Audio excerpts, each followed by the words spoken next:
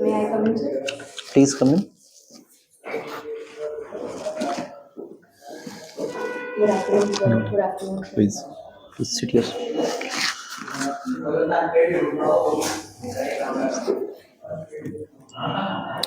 Please give us your brief introduction without telling your name, Okay, sir. area, or any specific identity. Okay.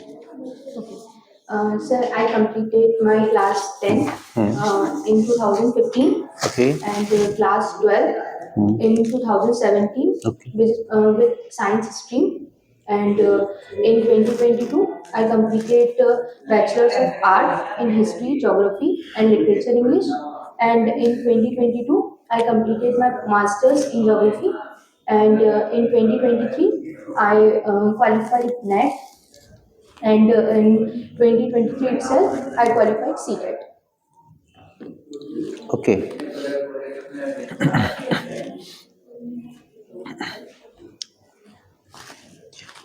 What is difference between the art and literature?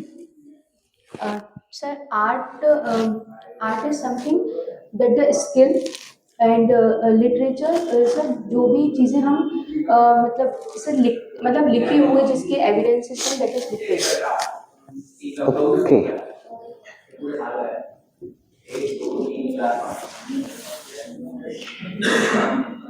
Please tell us uh, the relation between the geography and religion. Okay sir, जैसे religion जो है वो हमारा area specific develop होता है. जैसे कि sir हम बात करें, अगर हम डेजर्ट एरियाज की बात करेंगे या फिर हम जैसे वेस्ट की बात करते हैं वर्ल्ड में, तो वहाँ पर जो रिलीजन डेवलप हुआ वो वहाँ की जोग्राफिकल कंडीशंस के अकॉर्डिंग डेवलप हुआ.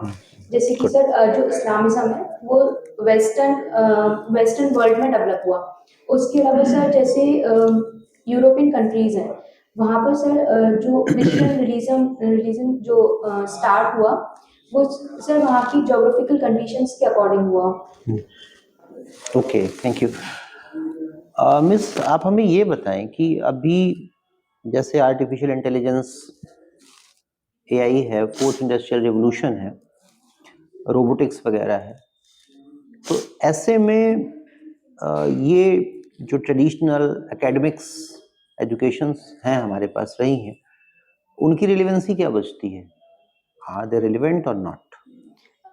नो सर, ट्रेडिशनल से रिलेवेंट है, क्योंकि सर जैसे आर्टिफिशियल इंटेलिजेंस और जो फोर्थ रिवॉल्यूशन या फिर रोबोटिक्स की हमने जो बात की, वो सर अगर हम अपने सब्जेक्ट में उसको अगर इनकलकेट करते हैं तो हम अपने सब्जेक्ट को और बेटर बना सकते हैं. सर जैसे हम रिमोट सेंसिंग की बात करें तो सर हम उससे अपने सब्जेक्ट को और अच्छे से डीप में समझ सकते हैं. मतलब हम आर्टिफिशियल इंटेलिजेंस को साथ में लेकर ट्रेडिशनल को मतलब दोनों को पैरेलली चला सकते हैं, और सर हम और अच्छे से डीप नॉलेज कर ले सकते हैं अगर इनकी हेल्प से. ओके. आप ये बताएं कि रिमोट सेंसिंग की आपने बात की, तो I just want to know what is the relation between the MIS, GPS and GIS? Sir sorry, MIS नहीं पता मुझे. Management information system. Okay sir, GPS जो होता है वो ग्लोबल पोजीशनिंग सिस्टम है जो मेनली लोकेशन बेस्ड और एरिया बेस्ड होता है. और सर जो GIS है वो जोग्राफिकल इंफॉर्मेशन सिस्टम होता है. सर ये कंप्यूटर बेस्ड सिस्टम है. इसमें सर हम मेनली जो इंफॉर्मेशन होती है उसको सर हम कलेक्ट करते हैं, फिर उसके बाद स्टोर करते हैं, देन उसके बाद एनालाइज करते हैं, और फिर उसके बाद हम आगे की अपनी जो प्रोसेस होते हैं उसको कंटिन्यू करते हैं with the help of GIS. तो अभी जैसे इतना डिजिटल डिवाइड है इस देश में जी, तो कॉलेज एजुकेशन को हम कैसे और अच्छे से इम्प्रूव कर सकते हैं कि बच्चा ये रिमोट सेंसिंग, GIS, MIS जैसी चीज़ों को यूज़ कर सके? और सर जैसे डिजिटल ये बताते समय आपको ये ध्यान रखना है कि जो गवर्नमेंट है उसकी जो रिसोर्स अलॉटमेंट कैपेसिटी है वो लिमिटेड होती है, वो बहुत ज़्यादा नहीं होती है. तो whenever you are giving your solution, okay consider these fact also. Sir जैसे डिजिटल डिवाइड की जो बात की उसके लिए इंडिया जैसे मतलब बिल्कुल ग्राउंड लेवल पर मतलब कनेक्टिविटी रिमोट एरियाज तक कनेक्टिविटी करने की कोशिश कर रहे हैं हम डिजिटल डिवाइड को कम करने के लिए। मतलब इंटरनेट कनेक्टिविटी हर एक किसी के पास हो, हम ऐसी कोशिश कर रहे हैं। बट सर जैसे अगर आपने कहा कि अगर हम जैसे अगर ये नहीं पहुंच पाती चीज़ें तो कैसे हम उन चीज़ों को कर सकते हैं। तो सर इसके लिए ना हम जैसे कॉलेजेस में जैसे आपने बोला जीआईएस वगैरह, तो सर हम इनकी प्रैक्टिकल नॉलेज अगर स्टूडेंट्स को देंगे थ्योरेटिकल की जगह, तो ये चीज़ें उनको अगर इंटरेस्ट आएगा तो वो इसकी जगह सीखने की कोशिश भी करेंगे। अच्छा, मिस क्या आपको लगता है कि जो चीज़ सरकार नहीं कर सकी, जैसे वर्नाक्युलर लैंग्वेजेस में सिखाना था, और ऐसा लोग मानते भी हैं कि जो अपनी स्थानीय भाषा है, उसमें अगर हम चीज़ों को सीखते हैं तो हम बेटर एक्सप्रेसिव हो सकते हैं, बेटर क्रिएटिव हो सकते हैं, वो एआई ने कर दिया। Do you agree with this? Sir मतलब जैसे ना आपने जो बोला वर्नाकुलर लैंग्वेजेस में, तो सर जो सबसे पहले जो हमारी कम एज में यंग जो चिल्ड्रंस होते हैं, तो सर उनके लिए एआई से सीख पाना उतना मतलब इजी नहीं है जितना यंग और एडल्ट लोग सीखते हैं एआई से। तो सर उनके लिए वर्नाकुलर एजुकेशन मतलब या उनकी मदर टंग में हम उनको एजुकेशन देना ज़्यादा बेनिफिशियल है। क्योंकि सर जैसे हमने न्यू एजुकेशन पॉलिसी में भी क्लास ग्रेड 5th तक हमने सिर्फ वर्नाकुलर लैंग्वेजेस में इस टीचिंग के लिए मतलब हमने प्रोविज़न प्रोवाइड किया है। उसके बाद सर उसके बाद मतलब हमें मतलब जो लैंग्वेज है उसका नॉलेज हो जाता है, मतलब जो भी बेसिक चीज़ें सीखनी होती हैं, उसका एक 5th क्लास तक की ग्रेड तक अप्रॉक्स इन्फॉर्मेशन मिल जाती है। और सर उसके बाद अगर हम कंटिन्यू करेंगे वर्नाकुलर लैंग्वेज, तो सर हम वर्ल्ड से पीछे रह जाएँगे, क्योंकि सर हमें वर्ल्ड से कनेक्ट करने के लिए या फिर अपने वो ही तो एआई ने खत्म कर दिया, ये लैंग्वेज बार जो था।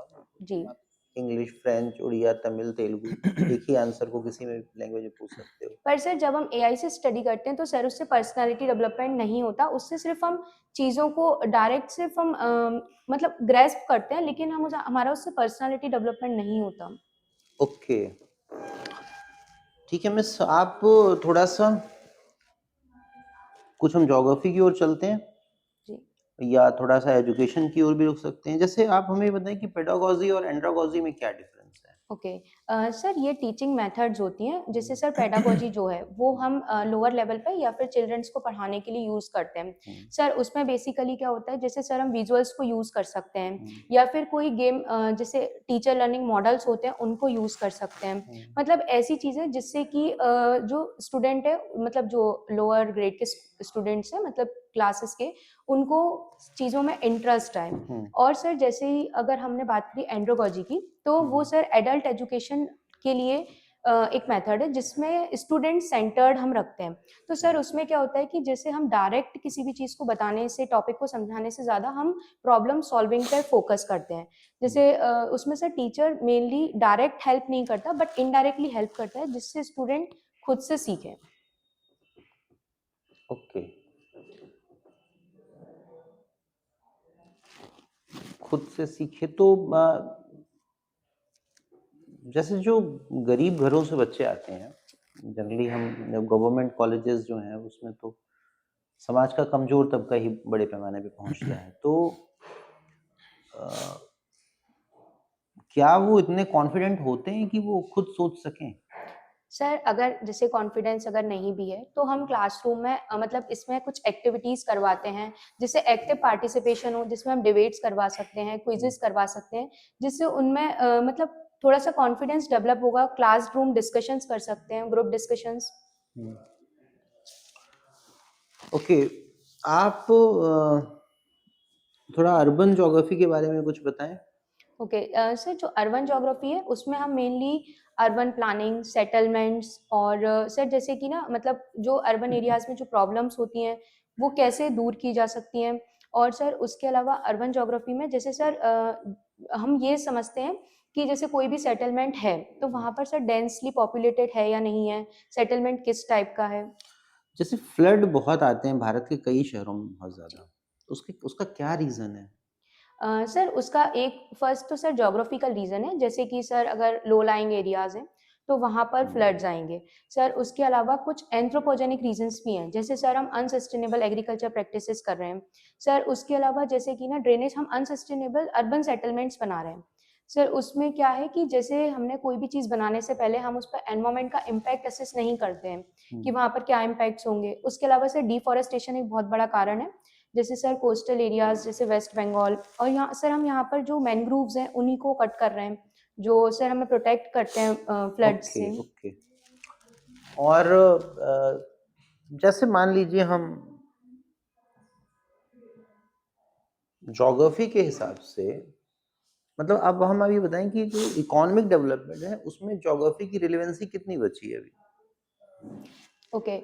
सर जैसे ज्योग्राफी की रिलेवेंस जैसे इकोनॉमिक एक्टिविटीज़ हमारे यहाँ जो प्राइमरी एक्टिविटीज़ है जैसे प्राइमरी एक्टिविटीज़ हैं, तो सर जैसे उसमें माइनिंग हुआ, एग्रीकल्चर हुआ, तो सर इसमें ज्योग्राफी का बहुत इंपॉर्टेंट रोल है। सर जैसे हम माइनिंग अगर अगर हम ज्योग्राफिकली एक्टिव प्लेट्स के वहाँ पर माइनिंग करेंगे तो सर उससे जो सीज्मिकली इंड्यूस्ड अर्थक्वेक्स आते हैं, जैसे हम डैम्स बना रहे हैं तो सर उससे सीज्मिकली इंड्यूस्ड अर्थक्वेक्स आ सकते हैं। उसके अलावा सर जैसे एग्रीकल्चर प्रैक्टिसेस हैं, तो हम जैसे अगर राजस्थान वाला पार्ट लें तो अगर सर हम वहाँ पर वीट या राइस ग्रो करेंगे तो वो नहीं होंगे, तो सर वहाँ की इकोनॉमी नहीं चलेगी। लेकिन वहीं अगर हम कोर्स ग्रेन्स हैं जैसे ज्वार बाजरा, ये सब अगर हम डेजर्ट वाले एरियाज में तो एक तरह से सस्टेनेबल एग्रीकल्चर करेंगे।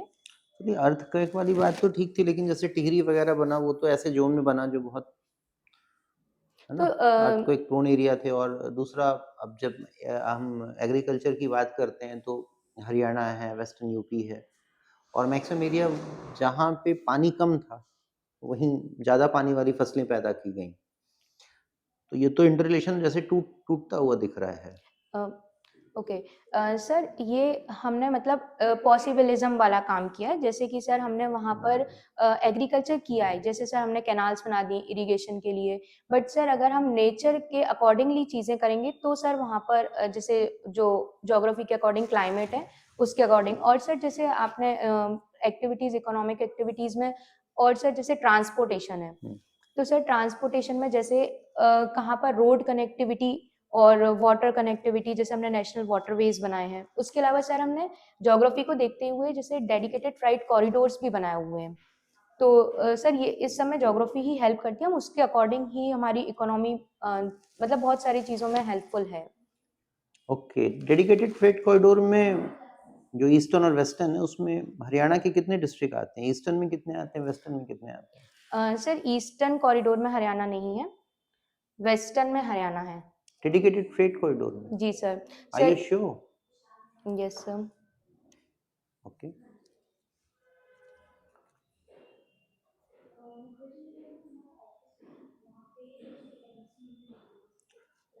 आई am asking about the dedicated freight corridor ना? Yes sir. Okay, so I am हाँ जी। Transferring the interview to. हाँ भाई। एक तो आप मुझे ये बताइए, हरियाणा के पहले सीएम कौन थे? ओके। सर फर्स्ट थे भगवत दयाल शर्मा। ओके। और हरियाणा की पहली राजनीतिक पार्टी कौन सी थी? Sorry sir. ओके। ये बताइए कि हरियाणा के वर्तमान समय में राज्यपाल जी कौन है? ओके। असीम कुमार घोष जी। ओके। असीम कुमार घोष जी, महामहिम असीम कुमार घोष घोष जी। जी, ठीक है। ये बताओ आप कि बीजेपी के आपका वर्तमान में मुख्यमंत्री हैं श्री नायब सिंह सैनी जी, जी ये सर। किस विधानसभा से जीते हैं? Sorry sir. ओके। हरियाणा के एजुकेशन मिनिस्टर कौन है? सर धन धना धन सर एक्यूरेट याद नहीं आ रहा। ओके। भारत के शिक्षा मंत्री कौन है? Sorry sir. भारत में शिक्षा मंत्रालय है कि एमएचआरडी है? Yes sir. क्या है? एजुकेशन मिनिस्ट्री है कि एमएचआरडी है? Sir ministry of human resource and development, MHRD. MHRD. शिक्षा मंत्रालय नहीं है? नहीं सर, पहले एमएचआरडी था, अब वो मिनिस्ट्री ऑफ एजुकेशन में कन्वर्ट हो गया है। ओके। हरियाणा के एग्रीकल्चर मिनिस्टर कौन है? Sorry sir. ओके। हरियाणा के जो राज्यसभा सदस्य हैं जी। उनमें मुझे दो के नाम बताइए आप। Sorry sir. ओके। ये बताओ आप मुझे कि जियो पॉलिटिक्स जो वर्ड है वो किसने दिया? सर ये स्वीडिश जोग्राफर थे जेलन। सॉरी, जेलन के जेलन के ओके। जेलन। ये जो जैलन महोदय ने दिया, जी जियोपॉलिटिक्स में बहुत सारी थ्योरी है, जी। तो हर्टलैंड है, रिमलैंड है और बहुत सारी हैं, तो उसमें से कौन सी थ्योरी भारत पर ज़्यादा लागू होती है? सर जैसे हार्टलैंड और रिमलैंड दोनों ही इक्वली इम्पॉर्टेंट है इंडिया के लिए, क्योंकि सर जैसे हार्टलैंड में बात की हुई थी कि जो हमारा लैंड वाला पार्ट है वो मोस्ट इम्पॉर्टेंट है, तो सर उसके अकॉर्डिंगली जैसे हमारे हिमालयाज हैं तो वो हमारे लिए इम्पॉर्टेंट है। और सर वैसे ही स्पाइकमैन की जो रिमलैंड थ्योरी है उसके अकॉर्डिंग जो इंडिया है वो एक कोस्टल कंट्री है, तो उसके अकॉर्डिंग सर वो भी इम्पॉर्टेंट है। अच्छा, ये बताओ, चाइना जो हमें चारों ओर से घेर रहा है और चाइना को हम काउंटर कर रहे हैं इंडो पैसिफिक में क्वाड वगैरह के द्वारा, तो यहाँ आपको कौन सा सिद्धांत लागू होता नजर आता सर जो हार्टलैंड थ्योरी है है? मैकेंडर की। Heartland, yes sir. Sure? Sir Spykman भी, सॉरी सर। यहाँ रिमलैंड नजर नहीं आती आपको? हाँ सर रिमलैंड सर दोनों ओके। theories। ये बताओ कि आपका भारत जो है हिंद महासागर के देशों की सुरक्षा के लिए और हिंद महासागर को शांति क्षेत्र घोषित करने के लिए कौन से संगठन बना रहा है या बनाए हैं, और इसके अलावा यूएनओ में वो क्या कर रहा है? ओके सर जैसे इंडिया प्रमोट जैसे कर रहा है अभी, जैसे आशियान है, और सर उसके अलावा जैसे सार्क कंट्रीज का जो हम ग्रुपिंग कर रहे हैं सार्क रीजनल। तो आजकल लगभग आपका डेढ़ सा कितने दिनों से कोई सम्मेलन ही नहीं हुआ है। यस और सर रिसेंटली जैसे हम ब्रिक्स में अपना कंट्रीब्यूशन इंक्रीज कर रहे हैं। नहीं, कोई स्पेशली मुझे वो बताओ जो आपका केवल हिंद महासागर के लिए देशों के लिए हो, जैसे भारत है या अफ्रीका के देश हैं, केवल उन्हीं का बन करके मिल के बना हो। Yes sir.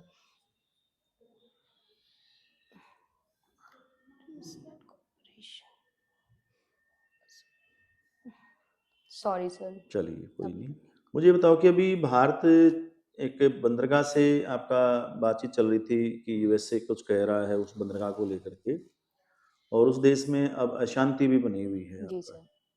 तो अगर वो बंदरगाह हमसे खाली हो जाती है, ऐसा अभी तक नहीं हुई बट वो हो जाती है, तो वहाँ आस-पास में क्या भारत के पास कोई और बंदरगाह भी है, जिसके माध्यम से भारत अपनी स्ट्रेटजिक जो आपका नीति है आपका उसको मजबूत कर सके?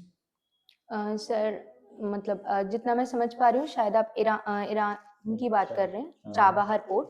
हम्म। तो सर मतलब अगर वो ऐसा होता है वहाँ पर, तो हाँ। सर उसके लिए अल्टरनेटिव पोर्ट्स जो होंगे कहाँ वो, पे? हाँ तो सर वो हमें सऊदी अरेबिया के पास या पर्शियन गल्फ में वहाँ कुछ ये सर अभी कहाँ पे भारत ने मतलब कुछ ऐसा काम कर लिया है वहाँ पे कि ये नहीं है तो फिर इस पे इसके माध्यम से हम कंट्रोल कर सकते हैं? Sorry sir. ओके। प्रधानमंत्री अभी कुछ दिन पहले कुछ अफ्रीकन कंट्रीज की यात्रा पर गए थे, तो वो कौन से देश हैं, बता सकते हैं कुछ? No sir sorry. अभी प्रधानमंत्री किस देश की यात्रा पर गए हुए हैं? Sorry sir. Okay, current affair बिल्कुल नहीं पढ़ते आप? सर अभी रिसेंटली नहीं पढ़ा। कोई इशू अच्छा, ये बताओ कि हरियाणा जो है कोपेन की जो थ्योरी है उसमें क्लाइमेट क्लासिफिकेशन में वो किस रीजन में आता है कोपेन की में? सर सब tropical dry continental dry climate है वो, BSH में क्लाइमेट में आता है क्लासिफिकेशन में केवल सर। एक में ही आता है इसके अलावा भी? सर मेनली इसी में आता है। ओके। अच्छा, एक बात बताओ, मैं एक दिन एक न्यूज़ पढ़ रहा था क्लाइमेट चेंज के ऊपर, तो उसमें डाउन टू अर्थ में आया हुआ था कि भाषाओं के ऊपर क्लाइमेट चेंज का बहुत विपरीत प्रभाव पड़ा है। किस तरह से? सर इसका एक फैक्टर तो सर माइग्रेशन हो सकता है। सर जैसे अगर लोग माइग्रेट कर जाएंगे, जैसे क्लाइमेट चेंज की वजह से अगर कोई रीजन ज़्यादा अफेक्ट हो रहा है, कोई जैसे उदाहरण दीजिए। जैसे सर इंडोनेशिया में जो उसकी पहले कैपिटल थी जकार्ता, हम्म। जो सर अब क्लाइमेट चेंज की वजह से वो सिंक कर रही है, उसकी वजह से हमने उसकी जो कैपिटल है वो भी शिफ्ट की है कालीमंथन। तो सर जैसे वहाँ के जो लोग हैं, अब जो वहाँ की जो लैंग्वेज यूज करते होंगे, अगर वो माइग्रेट करेंगे किसी दूसरे रीजन में, तो वहाँ पर सर लैंग्वेज पर इफेक्ट पड़ेगा। ओके। फ्रंटियर क्या होते हैं? Frontiers okay. सर जो फ्रंटियर्स होते हैं वो ना कल्चरली बने हुए होते हैं और फिक्स्ड बाउंड्रीज नहीं होती हैं उनकी, वो चेंज होती रहती हैं। और सर इसके बाद जैसे फ्रंटियर कल्चरल भी हो सकते हैं, जैसे सर जो बाउंड्रीज होती हैं वो हमारी किसी भी दो स्टेट्स को सेपरेट कर रही होती हैं, बट सर फ्रंटियर में ऐसा नहीं होता। और फ्रंटियर कोई फिक्स्ड बाउंड्री नहीं है और वो वाइड एक हम ट्रांजिशन जोन कह सकते हैं फ्रंटियर्स को। ओके, ये चकमा क्या था? चकमा का इश्यू सुना होगा आपने। सर चकमा ट्राइब है। कहाँ पाई जाती है? क्या सर? कहाँ पाई जाती है? सर चकमा ये हमारे सर उत्तराखंड वाले रीजन में पाई जाती है चकमा ट्राइब। चकमा उत्तराखंड में? चकमा हिल्स है ना, सर नॉर्थ ईस्ट। बांग्लादेश की बांग्लादेश की है वो बॉर्डर। उन्हीं को चकमा नॉर्थ ईस्ट शरणार्थी नहीं बोला चकमा, गया, वहां से जो लोग आ रहे थे। हाँ। चकमा हिल्स है ना, चकमा हिल्स में ही तो वो कौन हमारे सोल्जर थे फ्रीडम फाइटर वाले, वो जो आई थिंक जो बंगाल वाले वो सब उधर ही थे। सूर्य सेन वगैरह वो चकमा सब हिल्स। चकमा के ही यस सर। थे। और चकमा पे ही गवर्नमेंट ने वो पुल भी जोड़ा है, इंडिया और चकमा को जोड़ने के लिए वो Okay. बनाया था। ठीक है। थोड़ा रूरल अर्बन फ्रिंज के बारे में बताइए। Okay. Sir rural urban fringe ना ट्रांजिशन जोन्स होते हैं, जिसमें सर रूरल एक्टिविटीज और अर्बन एक्टिविटीज दोनों देखने के लिए मिलती हैं। और सर ये मेनली क्या होता है, जैसे अगर सिटीज में जब बहुत ज़्यादा क्राउडेड हो जाता है, कंजेशन हो जाता है, तो सर उसके बाद जो लोग हैं वो थोड़ा सा सिटी से आउटवर्ड जाते हैं। और सर जैसे रूरल एरियाज में हैं जो लोग, वो सिटी में नहीं अफोर्ड कर सकते, नहीं रह सकते, तो सर उनके लिए वो अपने रूरल एरियाज से आउटवर्ड माइग्रेट करते हैं। और जो अर्बन एरियाज हैं वो अपने एरिया से जब वो दूर, शहर से दूर की तरफ जाते हैं, that is urban rural fringe. Okay. और कन्वर्बेशन? कॉनोवेशन, ओके सर। सर कॉनोवेशन मतलब होता है सिटी का जब आउटवर्ड डेवलपमेंट होना स्टार्ट होता है तो सर उसको कॉनोवेशन बोलते हैं। बिटवीन द टू सिटीज और outreach development of a one city? Sir between two cities. Between two yes cities. Sir. Okay. और थोड़ा सा ह्यूमन ज्योग्राफी के बारे में बात करें। ओके।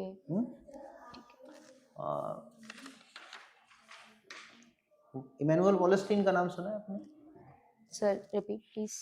वॉलेस्टीन का नाम सुना है? No sir. Yes, रोस्टो का नाम सुना है? Yes sir. Stages of growth. Yes sir. तो कितनी ग्रोथ बताई थी स्टेजेस इन्होंने? सर इन्होंने मेनली 5 स्टेजेस बताई थी। क्या आपको क्या लगता है ये जो स्टेजेस ऑफ ग्रोथ थी, वो पैटर्न जो है वो दिखता है कहीं कि नहीं दिखता है? हाँ सर दिखता है, बट सर मॉडर्न डे में वो इतना रिलेवेंट नहीं है, क्योंकि सर हम स्टेजेस जैसे उसमें प्री टेक ऑफ है वो स्टेजेस है, या फिर ट्रांजिशनल जो स्टेजेस हैं, तो सर ऐसे हमेशा सारी स्टेजेस से गुजरना ये जरूरी नहीं होता। अच्छा, ज्योग्राफी जो है वो कल्चर को कैसे और सिविलाइजेशन को कैसे अफेक्ट करता है? कोई दो एग्जांपल बताएं, सिर्फ 2 लाइन। ज्योग्राफी कल्चर को कैसे अफेक्ट करता है? ओके एग्जांपल बता दें, हम थोड़ा समझ लेंगे। ठीक है सर। फर्स्ट एग्जांपल, जैसे कि सर हम वेस्टर्न कंट्रीज की साइड जाते हैं, तो सर जैसे वहाँ पर जो लोगों का मतलब पहनावा जिसे हम कह सकते हैं क्लॉथिंग वो है, तो सर वो वहाँ पर जैसे वहाँ के जो There is no need to explain it. I just Okay. want to know about only the 2 examples. Okay sir first is in southern India, जिसे सर वियरिंग गोल्ड। थोड़ा पीछे चलें, एंशियंट पीरियड में हड़प्पा वगैरह, मोहनजोदाड़ो वगैरह, Yes, रिवर sir. शिफ्ट हुआ, culture shift हो गया, सिविलाइजेशन Yes, sir. शिफ्ट हो गया, ये सब है ना? ठीक है। ओके सर जैसे ना पहले वर्शिप जो होती थी हाँ। एंशियंट सिविलाइजेशन में, तो सर वो हम नेचर वर्शिप करते थे। अब सर वो शिफ्ट हो चुका है, चेंज हो गया है। और सर अब कहाँ हो गया वर्शिप? सर अब हम मतलब ज्यादातर आइडल वर्शिप की तरफ हम शिफ्ट कर रहे हैं। ओके। मेटाफिजिक्स की ओर जा रहे हैं कि कोई? Sorry sir. ओके। इस्लाम और हिंदुइज्म में क्या डिफरेंस है? सर जो हिंदुइज्म मतलब जो इस्लामिज्म है वो हमारा वेस्टर्न कंट्रीज दोनों से के है। आइडलिज्म में डिफरेंस बताइए, जो आप अभी आइडल बात कर रहे थे उसी की कंटिन्यूएशन में हम बात कर ओके सर इस्लामिज़्म में आइडल वर्शिप नहीं होती और सर हिंदुइज़्म में आइडल वर्शिप भी होती है साथ में, मूर्ति पूजा और मतलब दोनों होती है, नहीं भी होती है और होती भी है। और सर उसके अलावा जो हिंदुइज़्म है उसमें खुद के सब रिलीजन्स और बहुत सारे हैं, पर इस्लामिज़्म में सिर्फ 2 ही हैं, शिया और सुन्नी। बस और 2 हैं और अहमदिया ये सब क्या है? सर मेन ये नहीं कि सब पार्ट्स है ना, मेन तो शिया और सुन्नी में ही डिवाइड है ना। ठीक है। ठीक सर। हाँ जी। अच्छा, एक और बता दीजिए मुझे, एक लास्ट क्वेश्चन, कि आप जब हरियाणा के शहरीकरण को देखते हैं तो आप उसको कितने भागों में बांट सकते हैं, वो एरिया वाइज, उसके डेवलपमेंट के आधार पर, विकास के आधार पर? सर ऐसे उसके मतलब बेसिस पे जैसे सर नदन हरियाणा मतलब एक ईस्टर्न पार्ट एक ले सकते हैं, जिसे सर जो शिवालिक वाला रीजन है।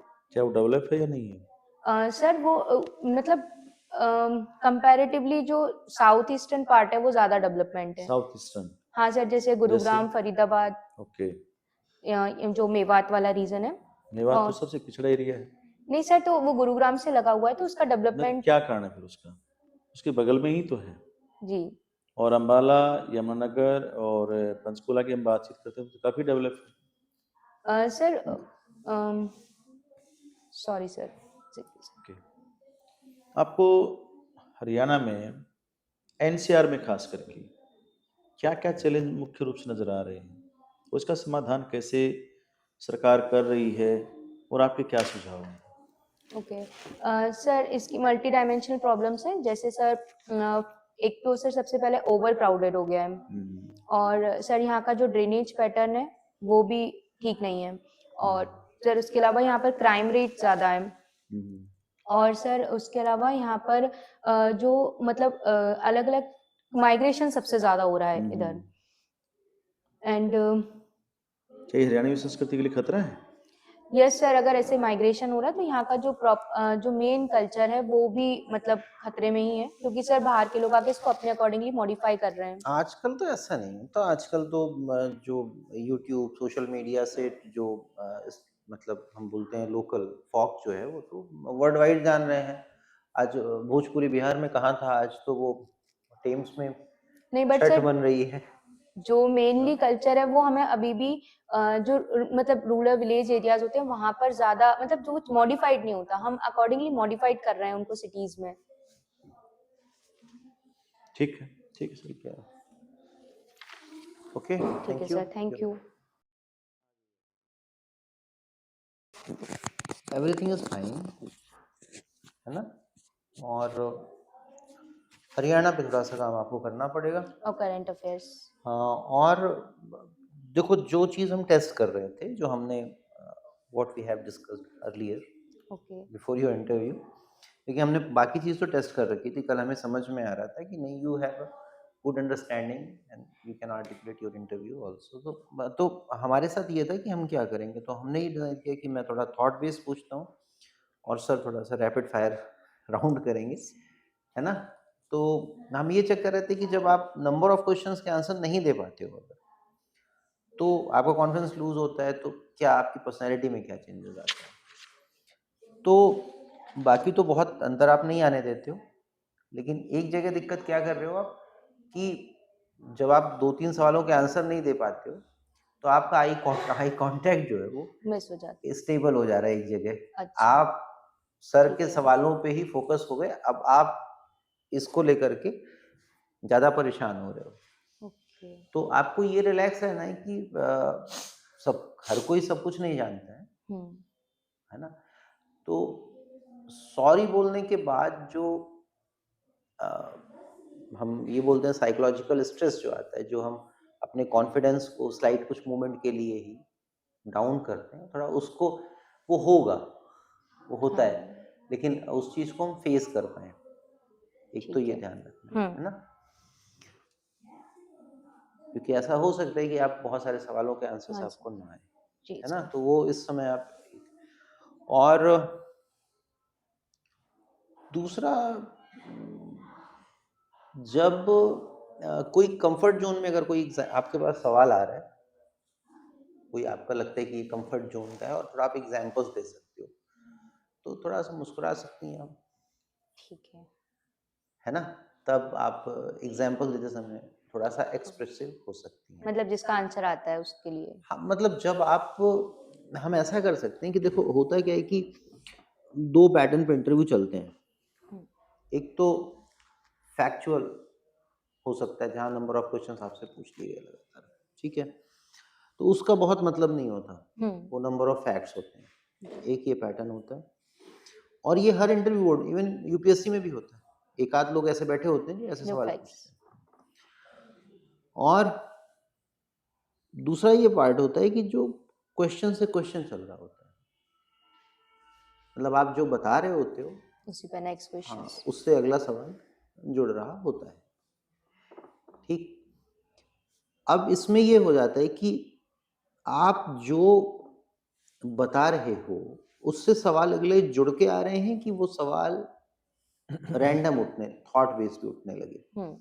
तो अगर आप सबको नहीं जोड़ पाए अपनी बातों से, आपके आई कांटेक्ट अच्छे नहीं रहे, आप अपनी बातों को नई मेंबर को देख पाए, तो वो थॉट पे भी ना एक जगह से सवाल नहीं उठाने जा रहे। फिर वो रैंडम होंगे। हाँ, तो आप क्योंकि देखो एक चीज हमेशा समझना कि हर जगह लोग थके हुए हैं, एग्जॉस्टेड है, स्पेशली कमीशन में तो और, क्योंकि साल भर उनका काम ही है number of interviews, yes sir. है ना? वो बहुत सारे इंटरव्यू ले रहे थे। तो जब आप थोड़ा सा एक्सप्रेसिव होते हो, आप थोड़ा सा अपनी बातों को रखते हो, तो आप ये कर सकते हो कि आप सवाल से सवाल बन सकता है। वैसे आपको बहुत ज़रूरत नहीं है क्योंकि you have a sound knowledge of geography, मतलब आपका नॉलेज ज्योग्राफी का सच में अच्छा है। और मतलब in your age I think Indian education system के हिसाब से जो है ये नॉलेज सफिशिएंट है। अब चूंकि हम अमेरिकन और ब्रिटिश में नहीं जा रहे हैं, थोड़ा सा वो बेटर है, Yes, sir. उनका लेवल ही अलग है, लेकिन उसके हिसाब से जो हमने नंबर ऑफ स्टूडेंट्स पढ़ाए हैं, ये हर नंबर ऑफ एग्जाम्स में जो भी हैं, जो हमने इंटरव्यूज लिए हैं, उसमें आप अच्छा कर रहे हो, है ना? और बस वही एक दो चीज़ है कि प्रेशर में रूरल और जैसे ये देखो ये हमारी भी प्रॉब्लम है, but you are from English medium typically, आप रूरल को रूलर बोला आपने 2 बार, यस सर। रूरल। ओके। है ना? Yes sir. प्रेशर में, और वो भी मुझे लगता है कि वो वर्ड नंबर स्लिप हुआ। हाँ वर्ड स्लिप हुआ 2 बार, तो उस छोटी मोटी चीज़ देख लेना। ठीक। बाकी आपका सब अच्छा है। आप और कोशिश करना कि अगर टीचिंग वगैरह पे आए तो पेडागोजी के साथ एंड्रोगोजी को खुद ही बता देना है, ओके। ये ध्यान में रखना है जी। ये खुद ही बता देना है। जैसे छोटे बच्चों के लिए हम पेडागोजी यूज करते हैं और और बड़े बड़ों के लिए एडल्ट के लिए एंड्रोगोजी। ये करते हैं, और इसके बारे में थोड़ा सा एक्सप्लेन करना, और तो वो थोड़ा सा एक इम्प्रेसिव हो लेवल होता है कि जाएगा। हाँ ये दोनों चीजें अलग हैं, ठीक है सर। है ना? सर ने काफ़ी बता ही दिया लगभग, तो बहुत सी चीज़ें कवर हो गई। पर जैसे एक कल भी सर ने बताया था कि टीचर का मतलब पेशेंस, टॉलरेंस, वो चीज़ें होती हैं। स्टार्टिंग में सर ने कहा कि जब आसान क्वेश्चन होता है तो आप कंफर्ट जोन में आ जाते हैं। तो वही होता भी कि जब आसान क्वेश्चन होता है तो आप पहले ही बोलना स्टार्ट कर देते हैं, उसका वेट कीजिए। ठीक। सवाल पूरा खत्म हो जाने दीजिए। ठीक है। आप इधर से क्वेश्चन खत्म हुआ नहीं, आपको लगा कि मेरे जोन में आ गया, कहीं ऐसा ना हो कि कुछ और बाद में नया पूछ लें, ओके सर। मैं पहले बता देती हूँ। ओके। तो फिर रोका सर ने उसको, ये पेशेंस आपका थोड़ा सा था। एआई आपने बिल्कुल इस तरह से बताया कि पर्सनैलिटी डेवलपमेंट नहीं होता। सॉरी सर, सुन नहीं पाई। एआई जो है आपने इस तरह से बताया कि पर्सनैलिटी डेवलपमेंट नहीं होता, हम्म। जबकि आप भाषा की बातचीत करते हैं, भाषा की बात, तो जब हम नई भाषा सीखते हैं तो वो क्या है? और जब आप हाँ पर्सनैलिटी देखो एक चीज समझो, वो हमेशा नॉलेज की क्लैरिटी से अच्छी होती है।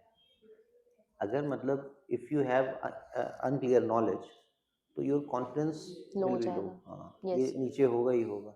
और एआई जो है उस लेवल ऑफ क्लैरिटी को हमको बढ़ावा दे रहा है, वो बहुत आप नंबर ऑफ एग्जांपल्स पूछ सकते हो, नंबर ऑफ चीज़ों को थिंक कर सकते आपने बोलो सर, हो। यही बात है कि आपका जब आप यही बोलता है तो बहुत सारे वर्ड्स ऐसे होते हैं जो हमें नहीं पता होता कि प्रोनाउंसिएशन कैसे करना है। Yes sir. हम उसको कहते हैं बोलिए एक बार, वो बोलना स्टार्ट करता है और उसके उसको हम प्रोनाउंसिएशन करना सीखते हैं।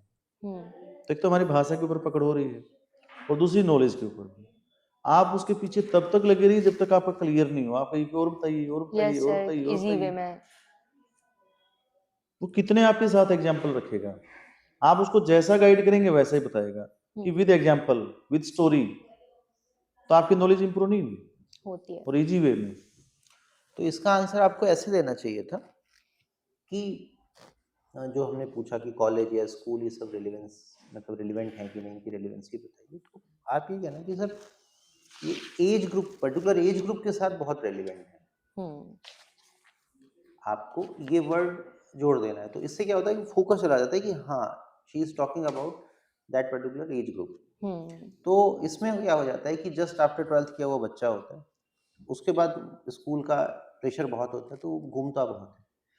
तो कॉलेज जो है वो जो रैंडम इधर उधर घूमता, उसको एक ऐसा कैंपस देता है जहाँ वो डाइवर्सिटी भी सीखता है, नॉलेज को भी सीखता है, टीचर के साथ इंटरेक्ट होता है। और टीचर एआई को कैसे यूज करें ये अच्छे से ज़्यादा सिखाएंगे, क्योंकि अब अगर आप रैंडम यूज करोगे एआई का तो वो आप कभी भी एक नॉलेज नहीं हो जाएगा। हाँ, ठीक है। ठीक है तो ना। एक नर्वस आपका थोड़ा सा थे स्टार्टिंग में। और हरियाणा के ऊपर जैसे मैंने पूछा मैप वाला एक क्वेश्चन था कि भाई आप बताइए मुझे कि एरिया के अनुसार कैसे डेवलप किया जाए या कहाँ कहाँ किस प्रकार का डेवलपमेंट है। तो आप इसका मतलब आप जो शिवालिक का एरिया है आप उसके बारे में नहीं जानते,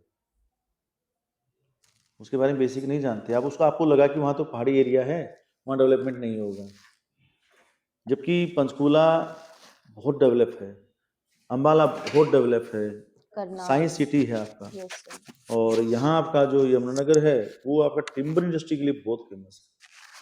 तो आप इतना थोड़ा आइडिया लगाइए कि मतलब जो आप बता रहे हो तो वो किस प्रकार से बता रहे हो। थोड़ा हरियाणा पे थोड़ा सा काम करिए। मेवात में आपने कहा तो सर हरियाणा मतलब कैसे अब जैसे जो सवाल पूछ रहे हैं हाँ, बस उन्हीं हाँ उनके बस आसपास हाँ जो कुछ उन्हीं के आसपास भाई सर ने जरूरी फैक्ट्स पूछ लिए आपसे जो।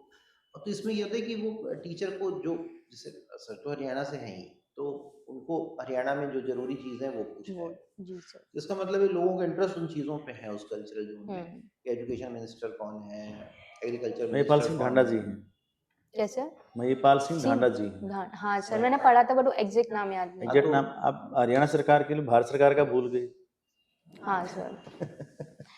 तो देख लीजिए। तो इसमें बस क्या होता है कि चूंकि बहुत बार क्या है कि एक दो मेंबर ऐसे हो सकते हैं और फैक्चुअल चीजों पे वो जाते पूछते हैं, वो पूछ रहे हैं, इसलिए मैं क्यों पूछ रहा हूँ आपसे। हाँ वो वो सेम पूछ रहे हैं इसी टाइप से, जो वो पूछ रहे हैं, जो चीजें कर रहे हैं हम आपको सेम कर रहे हैं। सर मैंने ये पॉलिटिकल वाला कुछ किया नहीं था जो आपने एजुकेशन मिनिस्टर करना चाहिए आपको तो ना। यही तो मॉक के हाँ। फायदे हैं ना। जैसे आप समझो हमारे साथ यही तो मॉक है कि आप एक हरियाणा में हरियाणा सर जो बोले हरियाणा के जोन, हरियाणा वाला बता दीजिए 2 मिनट तो वो हाँ। नोट कर लेते हैं क्या कि हरियाणा के जोन हो गए, जैसे मिनिस्टर्स हो गए। एक तो आपका मिनिस्टर आपका काउंसिल ऑफ मिनिस्टर्स वो आपको करना है।